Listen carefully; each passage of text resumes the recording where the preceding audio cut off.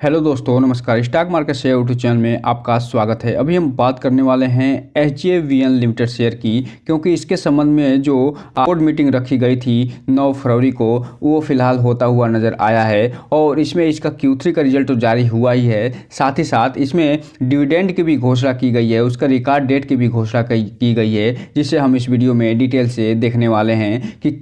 Record date क्या है और साथ ही साथ कितने रुपये डिविडेंड की घोषणा की गई है। और इसके अलावा जो इसका Q3 का रिजल्ट निकल के सामने आया, उसमें कंपनी ने कैसा परफॉर्मेंस दिखाया है, न केवल हाइड्रो पावर प्रोजेक्ट में बल्कि जो विंड पावर में क्या परफॉर्मेंस दिखाया है, सोलर पावर जो क्षेत्र है, जो सेक्टर है, उसमें कैसा परफॉर्मेंस करते हुए नज़र आई है। इसके अलावा जो गुजरात से अभी हाल ही में इसको पिछले दिनों जो 1100 करोड़ का ये प्रोजेक्ट मिला है, वह देखते हुए नजर आएंगे कि कहाँ से मिला है और इस प्रोजेक्ट में ये कंपनी क्या करने वाली है। तो चलिए दोस्तों, बिना किसी देरी के वीडियो शुरू करते हैं। दोस्तों, आप यहाँ पर देख रहे हैं इस पे 9 तारीख का डेट पड़ा हुआ है और इसी दिन ये बोर्ड मीटिंग हुई है। और उस बोर्ड मीटिंग में क्या क्या फैसला लिया गया है, इसके बारे में ब्रीफ यहाँ से बता रहे हैं कि ये जो कंपनी है फिलहाल स्टैंड एलोन एंड कंसोलिडेटेड दोनों रिजल्ट जारी करती हुई नजर आई है। जो नवंबर 2023 का जो Q3 बीता है फाइनेंशियल 2023-24 का, उसका ये फिलहाल रिजल्ट Q3 का जारी करते हुए नजर आ रहे हैं। इसके अलावा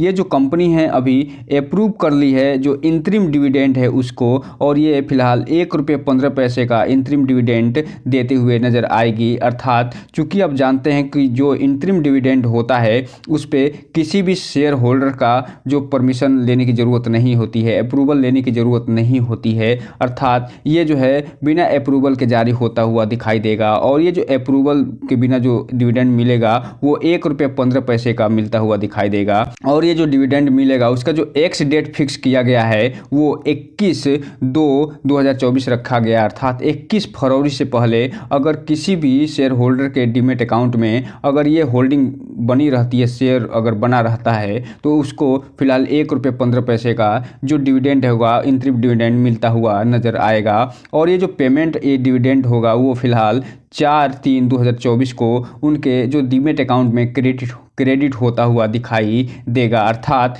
4 मार्च को ये फिलहाल उनके डीमेट अकाउंट में क्रेडिट हो जाएगा। तो यहाँ पे 2 डेट याद रखिएगा। एक इसका जो फिक्स डेट है वो, जो कि ये बताया गया कि इससे पहले आपके डीमेट अकाउंट में ये शेयर होना चाहिए, तभी आप ₹1.15 का जो डिविडेंड है प्राप्त कर सकते हैं। और जो दूसरा ये कि ये 4 मार्च से फिलहाल आपके डीमेट अकाउंट में पहुँचता हुआ दिखाई देगा।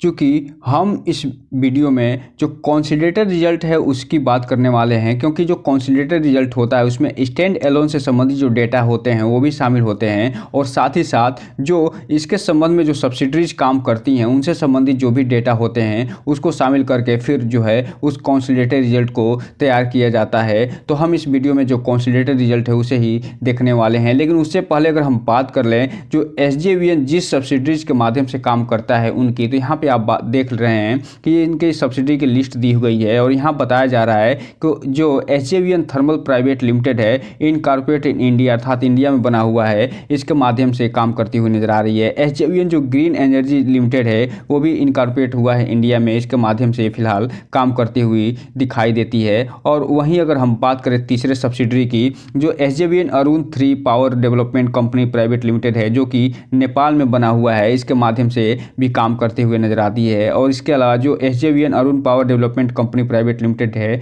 जो कि नेपाल में बना हुआ है, इसके माध्यम से भी काम करते हुए दिखाई देती है। इसके अलावा एक जो कंपनी के साथ ये जॉइंट वेंचर करती हुई भी दिखाई दी है। और यहाँ पे आप देख रहे हैं जो cross border power transmission company limited है, जो कि इंडिया में बना हुआ है, वो उसके माध्यम से भी ये काम करते हुए नज़र आती है। अर्थात कुल ये जो है 5 कंपनियों के माध्यम से फिलहाल ये रन करती है। अब हम अगर बात करें इसके कंसोलिडेटेड रिजल्ट की, तो यहाँ पे आप देख रही है जो सेगमेंट दिखाई दे रहा है ये Q3 का सेगमेंट है, अर्थात दिसंबर 2023 के Q3 का सेगमेंट है। और ये सितंबर 2023 के Q2 का सेगमेंट है। और ये पिछले साल दिसंबर Q3 का सेगमेंट यहाँ पे दिखाया गया है और उससे संबंधित डेटा इसमें दिए गए हैं। और ये जो सारे के सारे डेटा आप देख रहे हैं ये सारे जो लाख में दिए गए हैं, जिसे हम लाख में पढ़ने की कोशिश करेंगे। अगर हम सबसे पहले बात करें रेवेन्यू फ्रॉम ऑपरेशन की, अर्थात जो इसका वास्तविक बिजनेस है, जो इसका मेन बिजनेस है जिससे ये रेवेन्यू प्राप्त करती है उसकी, तो यहाँ पे आप देख रहे हैं ये जो कंपनी है Q3 में, दिसंबर 2023 के क्वार्टर 3 बीता है उसमें टोटल 54,331 लाख का जो रेवेन्यू फ्रॉम ऑपरेशन प्राप्त करती हुई दिखाई दे रही है, जो कि पिछले सेम क्वार्टर में ये 55,199 लाख का टोटल रेवेन्यू फ्रॉम ऑपरेशन प्राप्त करी थी। जबकि सितंबर 2023 के क्वार्टर 2 में ये फिलहाल 87,836 लाख का रेवेन्यू फ्रॉम ऑपरेशन प्राप्त करी थी। तो यहाँ पे आप देख रहे हैं इसके रेवेन्यू फ्रॉम ऑपरेशन में न केवल ईयर ऑन ईयर बेस पे कमी दिखाई दे रही है, बल्कि क्वार्टर ऑन क्वार्टर बेस पे जबरदस्त कमी देखने को मिल रही है। वहीं अगर हम बात कर लें इसमें टोटल इनकम की, तो यहाँ पे आप देख रहे हैं क्वार्टर 3 में इसका जो टोटल इनकम दिखाई दे रहा है ये 60,772 लाख का टोटल दिखाई दे रहा है, जबकि पिछले सेम क्वार्टर में ये 71,124 लाख के आसपास था। और वहीं सितंबर 2023 के क्वार्टर 2 में ये फिलहाल 95,162 लाख का टोटल ये इनकम प्राप्त करता हुआ दिखाई दिया था। तो इसके टोटल इनकम में न केवल ईयर ऑन ईयर बेस पे ज़बरदस्त कमी दिखाई दे रही है, जबकि क्वार्टर ऑन क्वार्टर बेस पे तो और ही ज़बरदस्त कमी देखने को मिल रही है। अब हम अगर बात करें इसके टोटल एक्सपेंस की, तो यहाँ पे आप देख रहे हैं ये जो कंपनी है इस क्वार्टर अर्थात क्वार्टर 3 का जो दिसंबर का क्वार्टर 3 बीता है उसमें जो टोटल एक्सपेंस करती हुई दिखाई दी है वो 40,933 लाख का टोटल एक्सपेंस करी है, जबकि पिछले सेम क्वार्टर में ये 38,185 लाख का टोटल एक्सपेंस करती हुई दिखाई दी थी। जबकि सितंबर 2023 के क्वार्टर 2 में ये 39,822 लाख का टोटल एक्सपेंस करती हुई नज़र आई थी। तो यहाँ पे आप देख रहे हैं कि ये जो कंपनी का एक्सपेंस न केवल ईयर ऑन ईयर बढ़ा है, बल्कि क्वार्टर ऑन क्वार्टर भी ये एक्सपेंस अपना बढ़ाते हुए नज़र आ रही है। अब हम अगर बात कर लें यहीं पे ये जो profit before exceptional item and tax की, तो यहाँ पे आप देख रहे हैं इसका जो प्रॉफिट दिखाई दे रहा है एक्सेप्शनल आइटम को छोड़ के और टैक्स को छोड़ के ये फिलहाल 19,945 लाख का दिखाई दे रहा है, ये जो दिसंबर का क्वार्टर 3 बीता है उसमें। जबकि पिछले सेम क्वार्टर में ये 33,000 का टोटल ये profit before exceptional item and tax प्राप्त करती हुई नजर आई थी। जबकि क्वार्टर 2 की अगर हम बात करें सितंबर 2023 के, तो ये इसमें ये 55,457 लाख का total profit before tax and exceptional item ये प्राप्त करती हुई नज़र आई थी। तो यहाँ पे आप देख रहे हैं इसका जो profit before tax and exceptional items है उसमें न केवल ईयर ऑन ईयर बेस पे कमी दिखाई दे रही है, बल्कि क्वार्टर क्वार्टर बेस में तो और ही ज़बरदस्त कमी देखने को मिल रही है। अब हम अगर बात कर लें इसके प्रॉफिट फॉर द पीरियड, और जिसे हम नेट प्रॉफिट के नाम से जानते हैं, जिसे वास्तविक प्रॉफिट के नाम से जानते हैं, जिसमें एक्सेप्शनल आइटम को घटाने के साथ साथ जो टैक्स होते हैं उसको भी घटाया जाता है। इसके अलावा जो अदर खर्चे होते हैं उन सबको घटा के फिर ये नेट प्रॉफिट या प्रॉफिट फॉर द पीरियड निकाला जाता है। तो इसमें आप देख रहे हैं ये जो कंपनी है फिलहाल लगभग 14,000 लाख का total profit for the period प्राप्त करते हुए दिखाई दे रही है। जबकि पिछले सेम क्वार्टर में ये अर्थात दिसंबर 2022 के क्वार्टर 3 में ये फिलहाल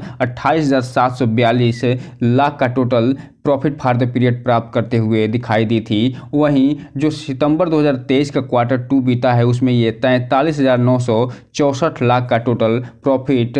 प्राप्त करते हुए नज़र आई थी। तो यहाँ पे आप देख रहे हैं इसका जो प्रॉफिट फॉर द पीरियड है अर्थात नेट प्रॉफिट है उसमें न केवल ईयर ऑन ईयर बेस पे ज़बरदस्त कमी दिखाई दे रही है, और ये 28,742 लाख से घट के लगभग 13,897 लाख पे पहुंचता हुआ दिखाई दे रहा है, बल्कि क्वार्टर बेस पे तो उससे भी ज़बरदस्त गिरावट देखने को मिल रही है। कुल मिलाजुलाकर अगर हम बात करें तो ये जो कंपनी का जो रिजल्ट निकल के सामने आया है Q3 का, वो बहुत ही घटिया रिजल्ट पेश करते हुए नज़र आ रही है। हालांकि ये प्रॉफिट में है, अभी भी ये कंपनी प्रॉफिट में होती हुई दिखाई दे रही है, लेकिन जो मार्केट एक्सपेक्टेशन लगा के बैठा था कि ये बहुत ही ज़बरदस्त रिजल्ट निकाल के देने वाली है, उसकी तुलना में ये बहुत ही घटिया रिजल्ट निकाल के देते हुए नज़र आई है। अब इसका क्या प्रभाव होगा ये तो सोमवार को भी देखने को मिलेगा, क्योंकि ये जो रिजल्ट निकल के सामने आया है जब आधे घंटे बचे थे तभी ये निकल के सामने आया था, लेकिन उसके बाद इसमें आप देख रहे हैं कि हालांकि गिरावट भी देखी गई जिसको अभी हम चार्ट पैटर्न पे देखेंगे, लेकिन वास्तविक रूप से अगर इसके प्रभाव को अगर देखना है तो सोमवार को देखने को मिलेगा जब मार्केट ओपन होगा उस दिन। हम अगर बात करें इसके जो अर्निंग पर शेयर है उसकी, तो यहाँ पे आप देख रहे हैं अर्निंग पर शेयर में न केवल ईयर ऑन ईयर बेस पे कमी दिखाई दे रही है, और ये 0.73 से घट के आधा होकर ये 0.35 पे पहुँचता हुआ दिखाई दे रहा है, बल्कि क्वार्टर क्वार्टर बेस पे बीच में ज़बरदस्त गिरावट देखने को मिल रही है, और ये 1.12 से घट के 0.35 पे पहुँचता हुआ दिखाई दे रहा है। तो हम अगर बात करें इसका जो डिलीवरी पोजीशन उठाया गया है 9 फरवरी को उसकी, तो यहाँ पे आप देख रहे हैं चूँकि ये जो Q3 का रिजल्ट आया था वो मार्केट ओपन था उसी समय निकल के सामने आया था, तो इसका हल्का फुल्का प्रभाव इस पे देखने को मिला। और यहाँ पे आप देख रहे हैं इसमें अच्छी खासी प्रॉफिट बुकिंग देखने को मिली है, और जहाँ 81 से 82 लाख शेयर की टोटल क्वान्टिटी ट्रेड होती हुई दिखाई दे रही है, वहीं इसमें जो टोटल डिलीवरी उठाई गई है मात्र 27 लाख शेयरों की डिलीवरी उठाई गई है, अर्थात 33% के आसपास डिलीवरी उठती हुई दिखाई दे रही है, जो ये बता रहा है